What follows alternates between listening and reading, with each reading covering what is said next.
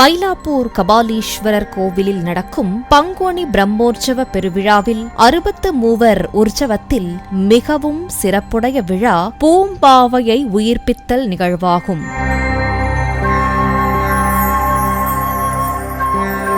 உயிரிழந்த பூம்பாவையை திருஞான சம்பந்தர் பாடல் பாடி சாம்பலிலிருந்து உயிர்ப்பித்தார் என வரலாறு கூறுகிறது. மட்டிட்ட புன்னயம் கானல் மடமயிலை, மட்டிட்ட புன்னயம் கானல் மடமயிலை, மட்டிட்ட புன்னயம் கானல் மடமயிலை, மட்டிட்ட புன்னயம் கானல் மடமயிலை கட்டிட்டம் கொண்டான். சரி, யார் இந்த பூம்பாவை? எதற்காக திருஞான சம்பந்தர் பூம்பாவையை உயிர்ப்பித்தார்? சிறப்புமிக்க பூம்பாவையை பற்றி தெரிந்து கொள்ளலாம், வாருங்கள். மயிலாப்பூர் கபாலீஸ்வரர் கோயிலில் பங்குனி பிரம்மோற்சவத்தின் 8ஆம் நாளின் காலையில் நடைபெறும் பூம்பாவை உயிர்ப்பித்தல் நிகழ்வில் சம்பந்தர், பூம்பாவை, சிவனேசர் உற்சவ சிலைகளை தீர்த்த குளத்தில் குளிப்பாட்டிய பிறகு குடத்தில் நாட்டு சர்க்கரையை இட்டு பூம்பாவையின் சாம்பலாக கொண்டு வருகிறார்கள். அதன் பிறகு திருஞான சம்பந்தரின் பதிகம் ஓதப்படுகிறது. இதன் பிறகு பூம்பாவை உயிருடன் எழுந்ததாக பாவனை செய்து நிகழ்வினை முடிக்கிறார்கள். மயிலாப்பூர் ஸ்ரீ கபாலீஸ்வரர் திருக்கோயிலில் நடைபெறும் இந்நிகழ்வினை பார்த்தால் தீர்க்க ஆயுள் கிடைக்கும் என்பது தொன்மையான நம்பிக்கையாகும். பூம்பாவை புகழ் போற்றி, திருஞான சம்பந்தர் திருவடி போற்றி, எங்கும் நிறைந்திருக்கும் எல்லாம் வல்ல ஈஸ்வரன் போற்றி போற்றி. மட்டிட்ட புன்னயம் கானல் மடமயிலை, மட்டிட்ட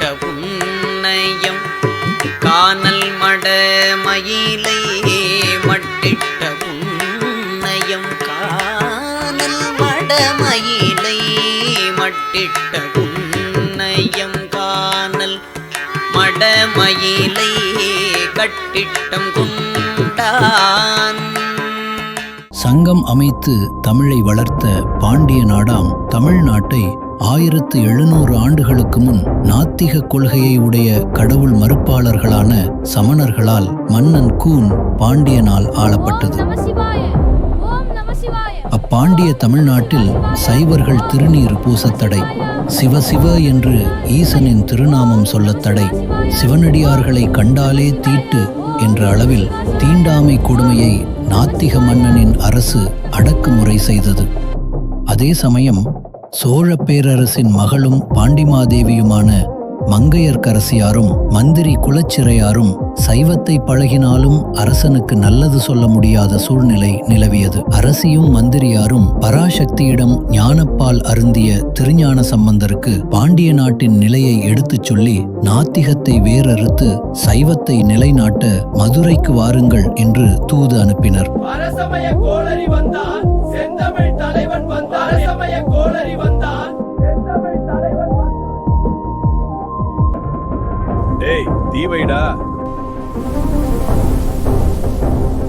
சிவனடியார்கள் தூங்கும் நேரத்தில் இத்தீங்கு செய்வதோ பாவிகளே, இது அரசனின் செங்கோன்மை தவறியதே காரணம். ஈசனே இந்த தீ பயவே சென்று பாண்டியர்க்கு ஆகுக. கூன் பாண்டியனின் உடலில் வெப்பம் பரவியது.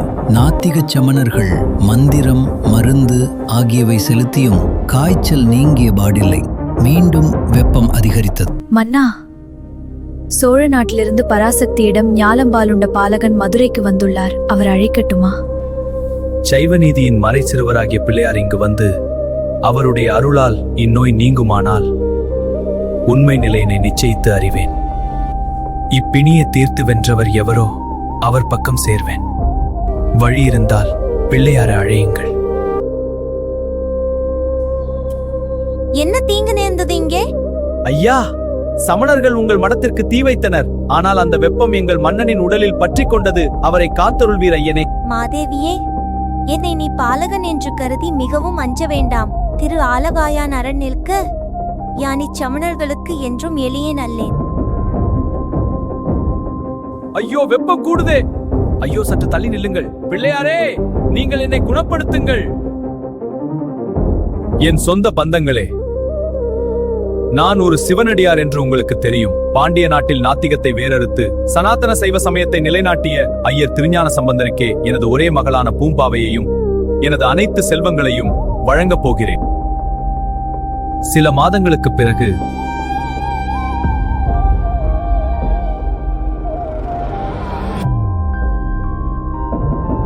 ஐயோ, என் மகள் பூம்பாவையை பாம்பு தீண்டி விட்டதே. எந்த வைத்தியமும் எனக்கு கை கொடுக்கலையே, நான் என்ன செய்ய? ஈசனே, இது நியாயமா? மகளே, மகளே, ஐயோ! இவள் என் மகளாக இருந்தாலும் திருஞான சம்பந்தருக்கே நிச்சயிக்கப்பட்டவள்.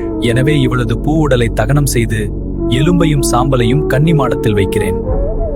திருஞான சம்பந்தர் வருவார், அவரிடம் ஒப்படைத்து விடுகிறேன். ஈசனே! 2 ஆண்டுகளுக்கு பிறகு, ஐயா சிவனேசரே, நாம் எதிர்பார்த்து கொண்டிருந்த திருஞான சம்பந்தர் திரு ஒற்றியூரிலிருந்து மயிலாப்பூர் கபாலீச்சரம் வந்து கொண்டிருக்கிறார். வாருங்கள், அவரை வரவேற்போம்.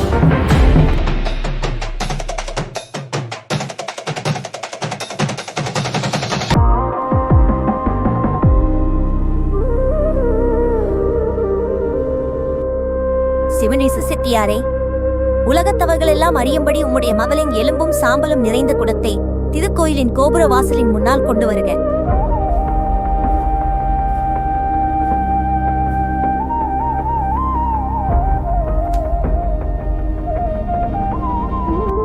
பூம்பாவாய், உலகில் மானிட பிறப்பு எடுத்தவர்கள் அடையத்தக்க பெரும் பயன் அன்புடனே சிவபெருமானின் அடியார்களுக்கு திரு அழுது செய்வித்தலும் அச்சிவபெருமானுடைய திருவிழாக்களின் பெரும் பொலிவினை கண்களினால் கண்டு மகிழ்தலும் ஆகிய இரண்டுமே உறுதி பொருள் என்பது உண்மையானால், ஏ பூம்பாவையே, நீ உலகத்தவர் முன்னே உடலும் உயிரும் பெருந்த வரக்கடவாய்.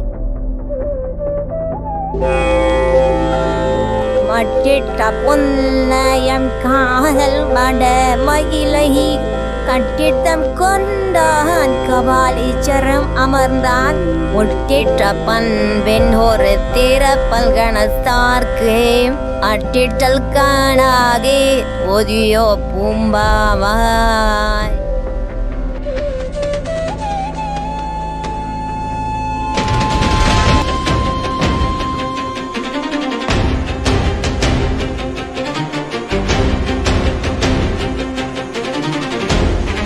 ஐயனே, உங்கள் திருவருளாலும் கபாலீசரின் கருணையினாலும் என் மகள் உயிர் தெழுந்து விட்டாள். அவளை திருமணம் செய்து கொள்ளுங்கள். பெரியவரே, உங்கள் மகள் பூம்பாவை இறந்து போனாள். இந்த பெண் எனது மகள். என் மகளை நான் மணக்கலாமா? அதற்கு சனாதன தர்மத்தில் இடமில்லை. மகளே, நீ 16 பெற்று பெருவாழ்வு வாழ்க.